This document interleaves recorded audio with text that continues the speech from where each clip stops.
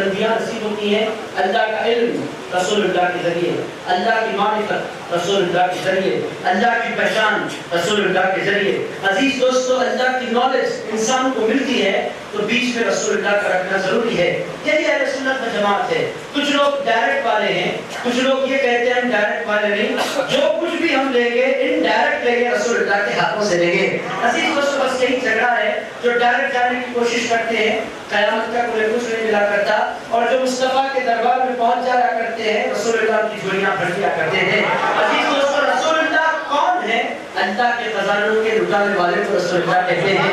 خود اللہ کے حبیب ارشاد فرماتے ہیں، بخاری شریف میں 17 مقام پر یہ حدیث مبارک آئی، حضور ارشاد فرماتے ہیں انما انا قاسم واللہ یعطی۔ حضور فرماتے ہیں لوگوں، دیتا تو خدا ہے، دینے والا اللہ ہے۔ میری بات یاد رکھو، دینے کے لیے اللہ نے دو ہاتھوں کا انتخاب کیا ہے، وہ ہاتھ کسی اور کے نہیں، وہ ہاتھ محمد رسول اللہ کے ہاتھ ہے۔ ارشاد فرمایا انما انا قاسم، ارشاد فرمایا لوگوں میں ہی بانٹتا ہوں، واللہ یعطی۔ دیتا خدا ہے، مگر جس کو دیتا ہے کسی اور کے ہاتھوں سے نہیں دیتا، محمد رسول اللہ کے ہاتھوں سے دیتا ہے۔ عزیز دوستو، یہ رسول اللہ ہے۔ رسول اللہ تک پہنچے بغیر نہ صدیق اکبر کو صداقت ملی، نہ فاروق اعظم کو وہ بلند مرتبے ملے، نہ عثمان غنی کو حیا اور سخاوت ملی، نہ علی کے مرتضیٰ شیر خدا کو شجاعت ملی، نہ حضرت امام حسن علی مقام کو امامت ملی، نہ سید الشہداء امام حسین کو شہادت ملی، نہ حضور پیران پیر غوث اعظم دستگیر کو ولایت کا والا مرتبہ ملا۔ میرے دوستو، اس کائنات میں جس کو جو کچھ ملتا ہے رسول اللہ کے نالے کے صدقے میں ملا کرتا ہے۔ عزیز دوستو، یہ حقیقت ہے، اسی کو اہل سنت و جماعت کی حقانیت کہتے ہیں۔ عزیز علی کا آپ کے بعد ذہن نشین کر لیں، اب میں آپ کو غوث اعظم دستگیر کی طرف لے کر چل پڑتا ہوں۔ میرے دوستو، ایک بات آپ ذہن نشین کر لیں، بڑے پیر سے کوئی چاہنا کیوں ضروری ہے؟ بڑے پیر سے تعلق کیوں ضروری ہے؟ بڑے پیر کی نسبت کیوں ضروری ہے؟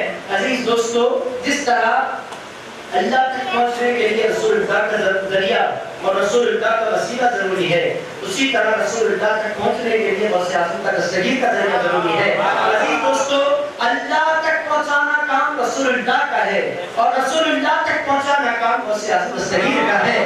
عزیز دوستو، یہ قصہ ہے، کتنا ہی قصہ ہے۔ غوث پاک کو ہم 1000 سال بعد کیوں یاد کر رہے ہیں؟ ہمارا ماننا یہ ہے کہ جب غوث پاک کا ہو جاتا ہے، وہ غوث پاک کا نہیں رہتا، وہ محمد رسول اللہ کا ہو جاتا ہے۔ اور میرے دوستو، جو غوث پاک تک نہیں پہنچتا، زندگی بھر جد و جہد کرتا رہے، نہ اسے رسول اللہ ملتے ہیں، نہ اسے پروردگار ملتا ہے۔ غوث اعظم دستگیر کیا ہے؟ اللہ تک پہنچنے کا ذریعہ ہے، رسول اللہ تک پہنچنے کا ذریعہ ہے۔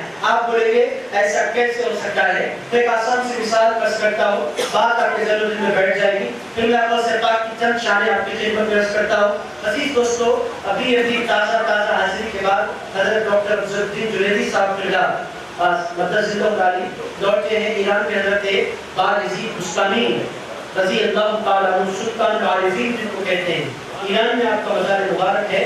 حضرت بایزید بستانی، آپ لوگوں نے ان کا نام ضرور سن رکھا ہوگا، وہی بایزید بستانی جنہوں نے ارشاد فرمایا تھا ما اعظم شأنی، میری شان کس قدر بلند و بالا ہے۔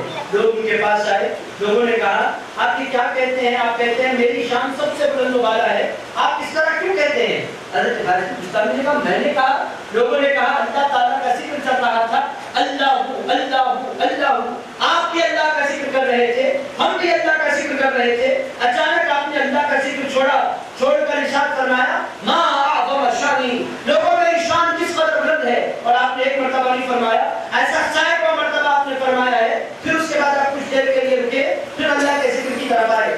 حضرت بایزید بستانی رضی اللہ تعالیٰ عنہ نے فرمایا لوگوں مجھے نہیں پتا کہ میں نے کب ایسے کہا ہے، اور ایک بار یاد رکھنا اگر میں اس طرح کے کلمات سب سے بلند و بالا شان اللہ کی ہے، اگر میں اس کے بعد اس قسم کے کلمات کہوں تلوار نکال کر مجھے ختم کر دینا، کیونکہ سب سے زیادہ بڑی شان میری نہیں میرے پروردگار کی ہے۔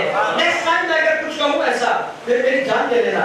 لوگ تلوار کے ساتھ اس زمانے میں ہر ایک کے ساتھ ہتھیار ہوتے تھے، پھر ذکر کی مجلس سجی، پھر اللہ کی صدائے بلند ہوئی، اللہ کا ذکر چل رہا ہے، پوری کائنات کو بلا کر لوگ اللہ کے ذکر میں مہو ہیں۔ اچانک حضرت بایزید بستانی نے کہا ما اعظم شانی، میری شان کس قدر بلند و بالا ہے۔ لوگوں نے تلوار نکال لی حضرت بایزید بستانی پر، لوگوں نے ہنڈا بولا، لوگ کہتے ہیں تلواریں چلاتے چلے جا رہے تھے، حضرت بایزید بستانی کے جسم سے خون نکلنا تو بڑی بات ہے، ان کے جسم پر چھوٹی سی خراش بھی آ رہی تھی، اور تلوار ہم چلا رہے تھے، ہمیں ایسے محسوس ہو رہا تھا کہ ہم ہوا میں تلوار چلا رہے ہیں۔ بہت دیر تک کوشش کی گئی، حضرت باسط بستانی پر تلوار کا کوئی اثر نہیں ہوا۔ اس کے بعد پھر اللہ کا ذکر ہوا، مجلس ختم ہوئی، حضرت باسط بستانی کے پاس پھر لوگ آئے، لوگوں نے آ کر کہا اے باسط آپ نے کہا تھا کہ آپ پر تلوار چلائیں، آپ پر تلوار چلائیں تو چلتی نہیں، ایسا محسوس ہوتا ہے کہ ہوا میں چل رہی ہے، مگر آج بھی آپ نے معظم شانی کہا۔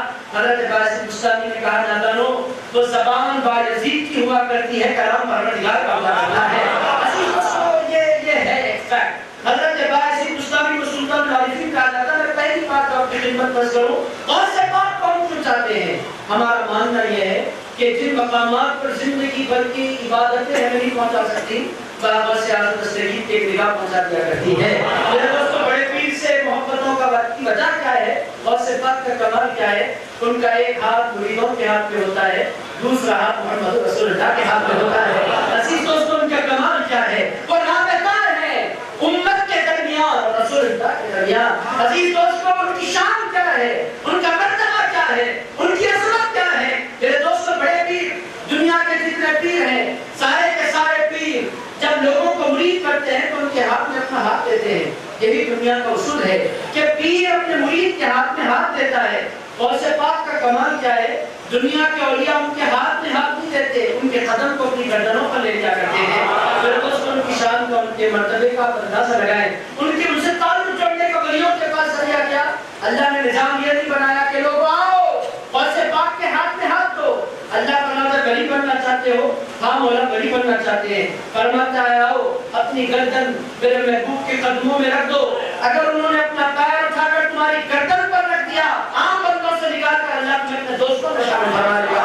عزیز آنے کا مطلب یہ ہے محبوب سبحانی قندیل نورانی حضرت باسط بستانی کا عرض کر رہا تھا۔ ایک بات آپ ذہن نشین کر لیں کہ اللہ والوں کا ساتھ قرآن مجید نے کہا، توسل کی ایک آیت مبارکہ میں نے اپنی خدمت درس کر دی۔ ایک اور آیت اللہ پاک کے ساتھ حضرت یا ایھا الذین آمنوا اتقوا اللہ وکونوا مع الصادقین۔